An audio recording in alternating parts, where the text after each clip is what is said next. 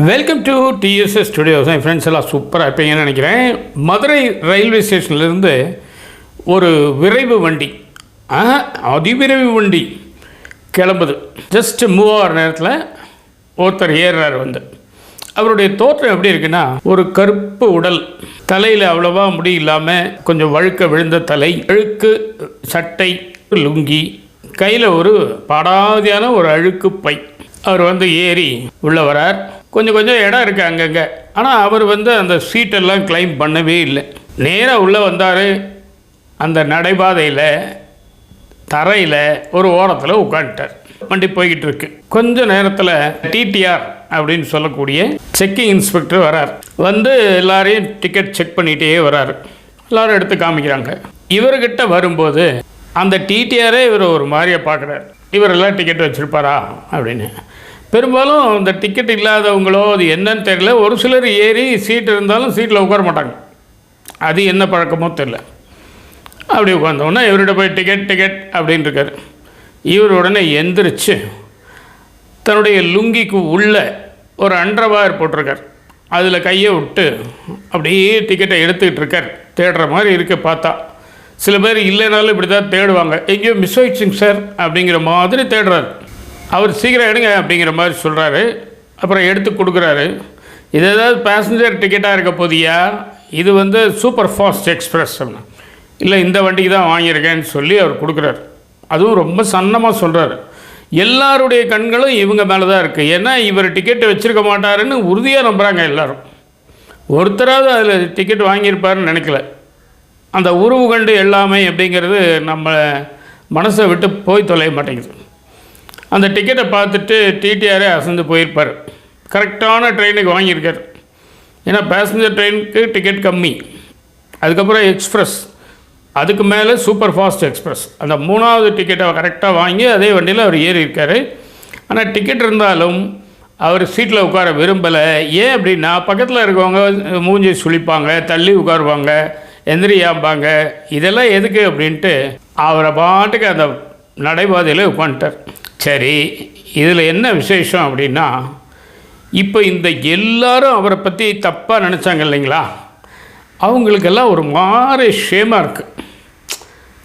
நம்ம இப்படி நினச்சிட்டோமே, அவர் இவ்வளோ நல்ல மனுஷனாக டிக்கெட் வாங்கின ஒரு சரியான பயணியாக இருக்கார், நமக்கு அவங்களுக்கு என்ன வித்தியாசம், நம்ம மேலே உட்காந்துருக்கோம், அவங்க கீழே உட்காந்து, இப்படி பல எண்ணங்கள் அவங்க மனசில் ஒவ்வொருத்தருக்கும் ஒரு விதமாக ஓடுது.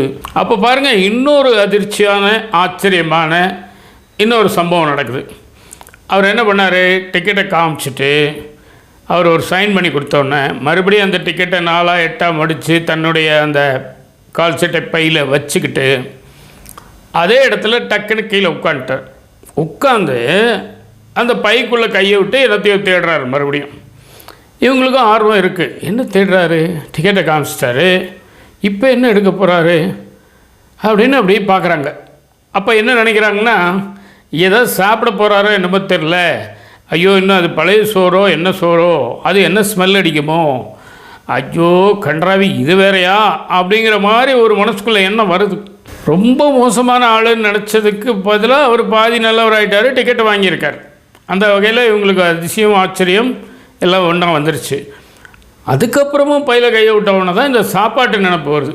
கூழோ கஞ்சியோன்னு இவங்க பலவாறு அதுக்கு ஒரு பட்டிமன்றம் மௌனமாக நடந்துகிட்ருக்கு, சத்தமில்லாமல் நடக்குது. அவர் எடுத்தார் பாருங்கள்,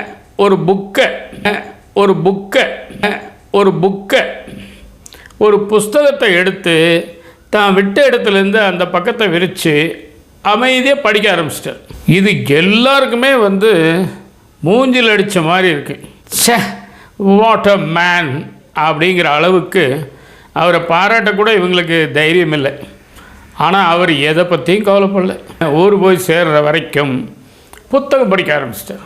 நம்மளும் நிறைய பேர் ட்ரெயினில் புக் வச்சுருக்கிறது நீங்கள் பார்த்துருப்பீங்க. ஆனால் எத்தனை பேர் படிக்கிறாங்கன்னு பார்த்தீங்கன்னா 1 2 தான் இருக்கும். அது ஒரு பந்தா மாதிரி. ஆனால் இவர் அப்படி இல்லை. இது ஒரு தமிழ் புத்தகம் தான், என்ன புத்தகம்னு தெரியல, ஆனால் அழகாக படிச்சிட்ருக்கார். இப்போது இந்த உருவு கண்டு எல்லாமே வேண்டும்னு இவங்க போட்ட கணக்கெல்லாம் தப்பாக போச்சு. இதில் எத்தனை இன்ஜினியரு, டாக்டரு, வக்கீல், வாய்க்காலுன்னு எத்தனை பேர் அறிவாளிகள் இந்த கூட்டத்தில் இருந்திருப்பாங்க. ஒருத்தர் கூட அவரை ஜட்ஜ் பண்ண முடியல பார்த்தீங்களா. அதனால தான் மூர்த்தி சிறியதாக இருந்தாலும் கீர்த்தி பெருசாக இருக்கலாம் அப்படிங்கிற ஒரு சின்ன ஆப்ஷனாவது கொடுங்க. யாரை பார்த்தாலும் அந்த ஒரு எண்ணமும் கூட வரட்டும். இதாங்க எனக்கு விஷயம். நிச்சயமாக இந்த விஷயம் உங்களுக்கு பிடிச்சிருக்கும்னு நினைக்கிறேன். உங்கள் கருத்துக்களை எதிர்பார்க்குறேன். மீண்டும் அடுத்த எபிசோடில் சந்திப்போமா? அதுவரை உங்களிடம் விடை பெறுவது உங்கள் நண்பன் டி. சண்முக சுந்தரம், போத்தனூர், கோயம்புத்தூர். நன்றி, வணக்கம்.